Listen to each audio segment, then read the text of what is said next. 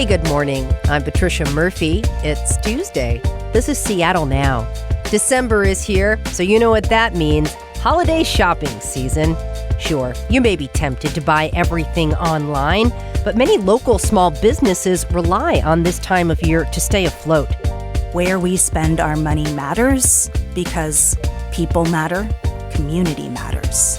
And at the heart of community are the brick-and-mortar small businesses that we know and love. Coming up, we're shopping local with recommendations from Laura Kleiss, founder and CEO of The Intentionalist. But first, let's get you caught up. Today is Giving Tuesday, a day to financially support nonprofits and an important fundraising event for us at Seattle Now and KUOW. When you donate to KUOW, you give the gift of award-winning journalism to the entire community. The link to give is in the show notes, and thanks from the entire Seattle Now team. People ride Lime scooters all over the city, zipping around, not always safely, and sometimes the scooter ends up discarded awkwardly on the sidewalk. It's an issue a lot of people are thinking about, and maybe you are. Tonight, there'll be a public Q&A. You can ask representatives from Lime about their plans for maintaining scooter order and safety at the Urban Community Councils of Seattle. Scoot on over to Plymouth Church United Church of Christ at 7 p.m. for that discussion. And prepare for nightly closures on State Route 99 in Seattle this week. WashDOT is doing maintenance and landscaping. The closures started last night. They'll run through the morning of Saturday, December 6th. Different lanes and ramps will be closing nightly. WashDOT says seek an alternate route if you plan to travel through downtown Seattle.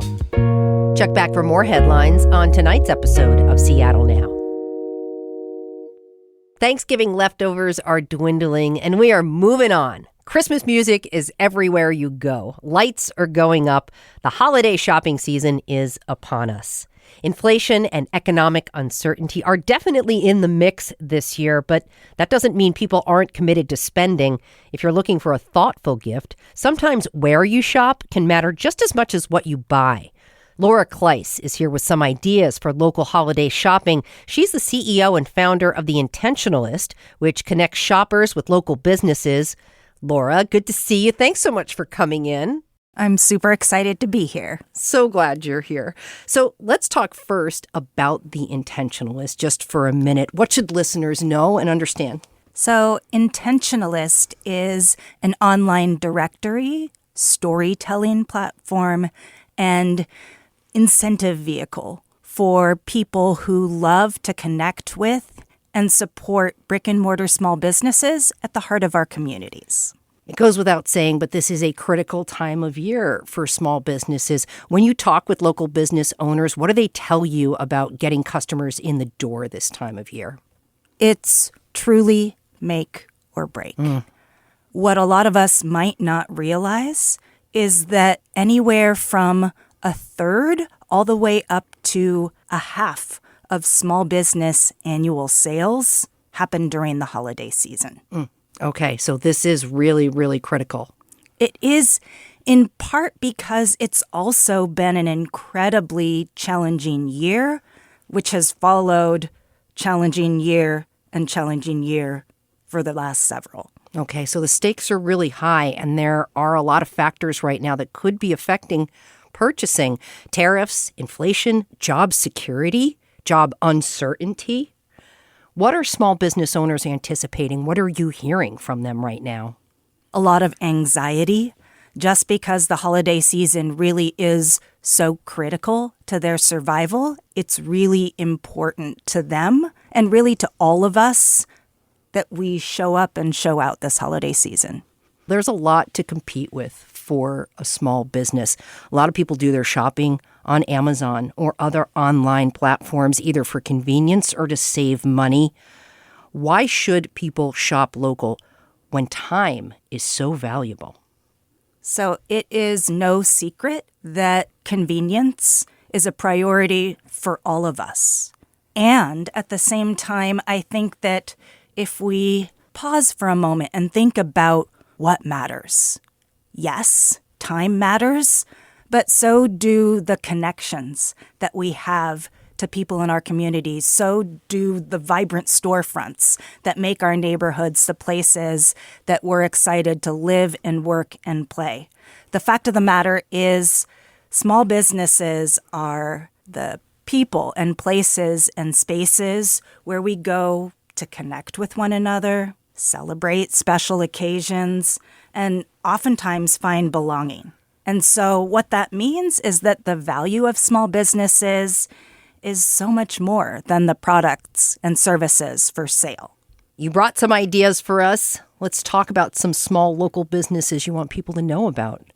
I'm going to start with a place and a space that might not immediately come to mind when we think of small business shopping destinations, and that's Pacific Place. Oh, yeah, downtown. definitely. Would not think of small business. What's exciting is that over the past couple of years, Pacific Place has been transforming into a hub for local independent small businesses, and particularly thanks to the Seattle Restored program out of the Office of Economic Development, smaller retailers have the opportunity to access short-term leases and share what they're all about with the rest of us. So, first off, a brand new business in Pacific Place is called Transcend Fashion. Transcend Fashion is an incredible business because it's focused on upcycling Indian saris that beautiful. then become quilts, that then become beautiful garments. So what I have here is my new favorite bomber jacket. And in addition to being stitched by refugee artisans, it's reversible. It's beautiful, and let's describe it just a little bit for listeners. You mentioned this was first a sari, and then it was a quilt, and now it is a bomber jacket, and it has this lovely stitching. The colors are vibrant, purple and green, and a burnt orange. It's beautiful color. This was made by someone local. Absolutely. And you can see them sewing when you step into the shop on the ground floor of Pacific Place. Gorgeous. Very pretty. What else do you have? All right, next up, you go up a floor. Pumarosa Candles is a Venezuelan family-owned candle shop. And this here is my favorite. It's actually called Sage. Ooh. And what I love about Pumarosa is their commitment to sustainability and storytelling through scent. In addition to a variety of candles, you can also schedule a candle making session right there in their storeroom. And that's I'll a great hand place. this to you so you can take it out of the package and take a sniff. Let me get this open here. I can smell it already. This is going to be fantastic.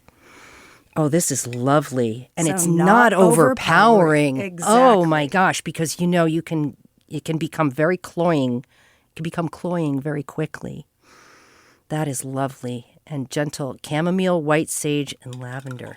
Gorgeous. Really lovely. Okay, that's also in Pacific Place. What else? The third destination in Pacific Place that I want to highlight just opened about a week ago, and it's called Enchanted Teas. What a beautiful box. This here is their tasting trove. Wow. And it features 4 of their signature blends. Okay. What makes the tea distinct is that they're flower forward and they all include pea flower, which gives them a really unique blue color when brewed. Wow. And I would be remiss if I didn't also shout out Ghost Gallery, which is upstairs, the Handmade Showroom, which features local makers, jewelry, cards, ceramics, and more. And I forgot Proto 101 on the first floor, Asian woman-owned sustainable athleisure. There are so many wonderful new options when it comes to shopping small, shopping local at Pacific Place. All right. What else? What else should we know about? So what I have here is the brown sugar scrub from Queen Care. Queen Care is located in Seattle's Central District.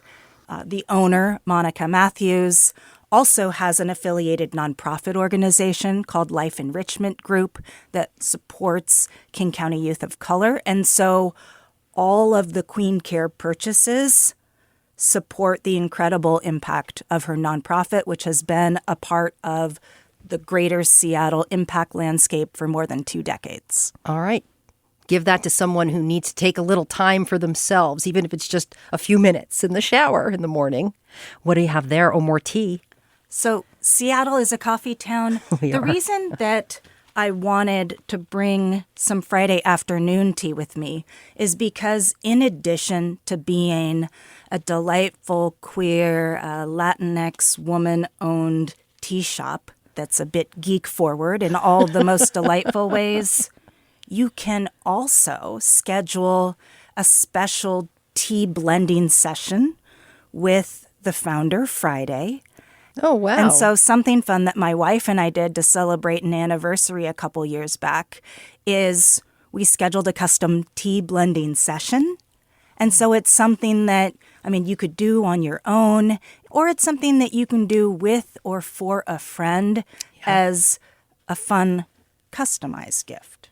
Lovely, lovely. You mentioned earlier a lot of small businesses in the city are already struggling. Beyond a robust holiday shopping season, what do you think it will take to boost them up?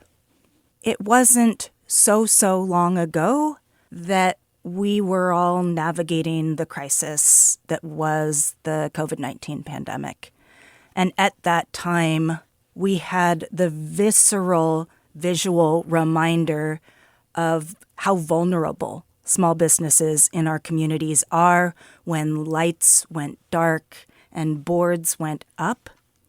And the reality is that while things have gone, quote unquote, back to normal, for so many small businesses, the recovery is still ongoing and has been prolonged by economic uncertainty, the rise in every kind of cost imaginable. And so it's really our collective responsibility from time to time to remember that every day we can choose to be intentional about where we eat, drink, and shop, knowing that intentionality, that purchase is so much more than a cup of coffee or a bouquet of flowers or a bag of coffee beans.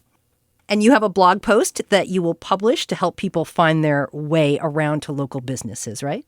Exactly. In case you're listening in your car, which I often do, and don't have the chance to jot down all of the incredible businesses and gifts that we've discussed, our blog will have it all, plus a few bonus. Excellent, excellent. Laura Kleiss is the founder and CEO of The Intentionalist. Really appreciate you coming in.